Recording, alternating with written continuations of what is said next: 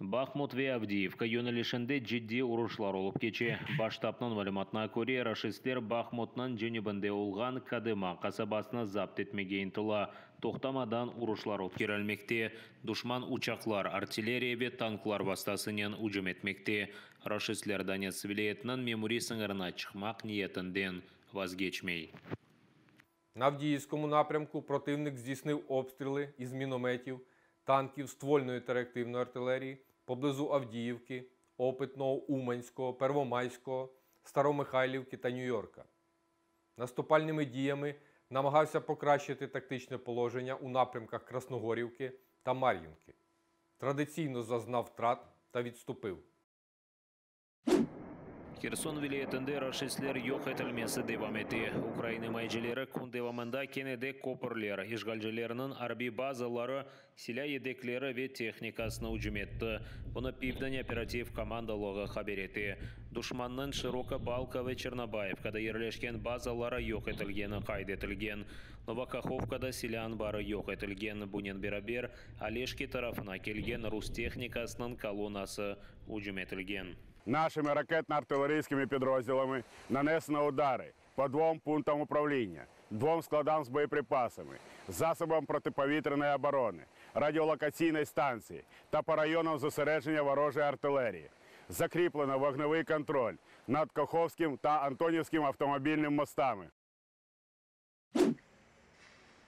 Rus işgalcileri kenede Harkiv'ni hücum etti. Gecesi Rusiyanın Belgorod şehrinden işgalciler 3 raketa attı. Raketalardan biri Rusiya territoriyasında patladı. Daha biri Harkiv'nin Shevchenko rayonu üzerinde. Üçüncüsü şehrin Kiyev rayonunda Tasil müessesesi yanında patladı. Raketa kalıntılarından mesken evler ve ofisler zarar gördü. Neticede yangın başladı. 2 esli başlı kadın zarar görgen. Близько 0 годин 3 хвилини прилетів С-300. Знову ж таки, маємо констатувати стара ракета радянського виробництва, яку переробили з земля-повітря на земля-земля. Знову, на щастя, вони не влучили. Знову ж кажу, на щастя. Чому? Тому що, як ви бачите, поруч знаходиться будинок, в якому мешкали харків'яни. Якщо б влучання потрапило в дом, то мали б велику кількість знову потерпілих і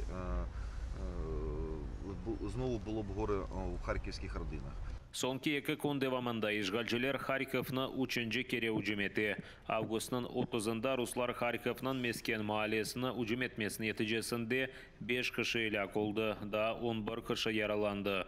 O günü şehirni pion reaktiv sistemasının hücum etkenler politsiya haber etkenine göre rashistler artilleriya tertibatının kozetmesden sivil obyektleri viran etilmesi için ateş açkan. Росіяни намагаються завдати якнайбільше шкоди мирному населенню, будь-якої мети військової не мають. Ми констатуємо це як тероризм. Avrupa Birligi Ruslarga Schengen vizalari almasını sadeleştirgen anlaşmanı to'xtatdi. Asla vizalar berilmesi to'xtatılmayacak. Bunu o'z Twitter sayfasında Avrupa Birligi'nin baş diplomati Josep Borrell haber etti.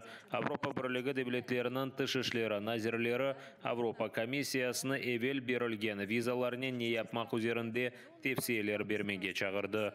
Macaristan'ın dış işleri naziri Peter Siyarto kaydetkenine göre Ukrayna talap etkeni gibi Ruslarga vizalar berilmesi butunlay to'xtatılmayacak. Çünkü birkaç devlet buna karşı çıkkan. Şu sırada Macaristan.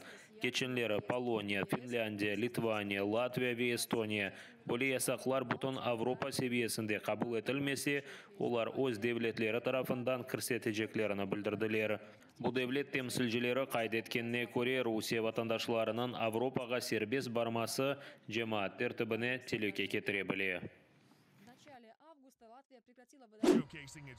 Украинаға силя теслим етілмесін арттырмақ. Яңа санкциялар ве Русия ватандашларына Авропа бірлігі девлетлеріне зиярет етмей ясағы. Эстонияның түшішлер назиры Урмас Рейнсалу Русияге Украинаға қаршы женг башлатқаны үшін басқыны арттырмаға чағырды. Ми повинні негайно підвищити ціну для путінського режиму через його агресію проти України. Єдина людина, яка може завершити війну – Путін. Тому санкції мають бути такими, які роблять ціну війни для диктатора надто високою. Це означає негайне збільшення обсягів постачання Україні зброї, нові санкційні пакети, заборону відвідування громадянам Росії, ЄС тощо. Уджус арбилер, ешгалжилер қарамынан мудафасына Москва ве Санкт-Петербургтан чағырылған арбилерінен қобетлештірмеге істей. Украина баш истихбарат идаресі хабер еткеніне көре, андаки арби комиссариатлар бойле бұйрықлар алған. Яңа чағырылған арбилерінен ұрушларда дармадағын етілген Қырымдаки арби бөліклер темин етілежек. Қырымға 1200 яңа чағырылған арби йолланыла. Оларға контракт имзаламаға теклif етмейлер, бөлеліктен Русия бюджетіні иқтисат етелер ве қошма төлевлер берілмесі шарт дегілдір. 1200 військовослужбовців строкової служби будуть служити та помирати під ударами українських військ та від рук партизанів за зарплату строковика. А це близько 5000 рублів, біля $82 США.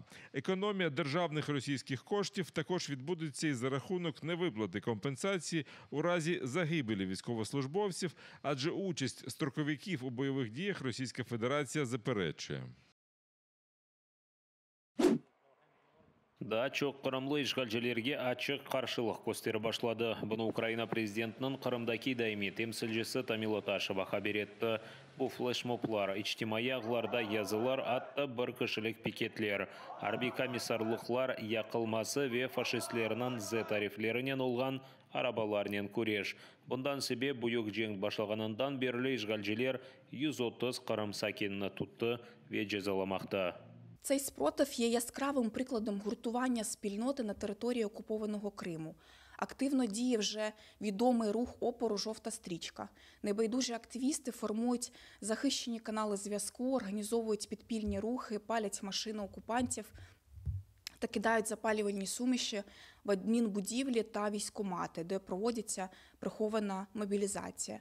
Ми вже помічаємо, що до активістів долучаються і звичайні мешканці міст і сіл окупованого Криму, які публічно слухають українську музику та державний гімн України, не приховуючи свою позицію, записують відеопривітання до Дня нашої незалежності, відмовляються обслуговувати російських військових. Зокрема, нам відомі факти того, що у селах на півночі Криму принципово не продають молоко російським солдатам. Прості речі, але надзвичайно важливі. Қырымдан Харьковке қадар ишғал етілген территорияларда ишғалжілерге телекесіз ер олмайжақ.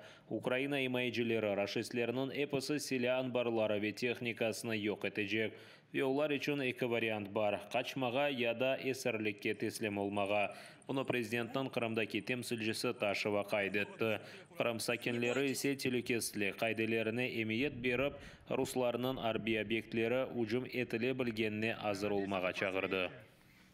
Україна цінує життя власних громадян, ніколи не буде стріляти по цивільних об'єктах, але і ви маєте потурбуватися про базові заходи безпеки. Якщо ви живете в районі розміщення постійних або мобільних військових об'єктів, то слід виїхати якомога швидше подалі від них. У випадку вибухів, якщо ви перебуваєте в будинку, слід використовувати правило двох стін. Також варто підготувати та скласти речі найпершої потреби, документи, заряджені пауербенки, ліхтарики, забезпечити себе достатньою кількістю питної води. Перевірте, чи є укриття поблизу вашого житла, чи вільний до них доступ. Повідомляйте спеціальним службам України всю відому вам інформацію про окупантів, щоб звільнення Криму відбулося швидше. Ишгал етілген Қырымда бұйық янгын. Құрман қасабасында Доброцен азық түкені янды. Атеш мегастрой құрыжылық малземелері түкеніне да кечті.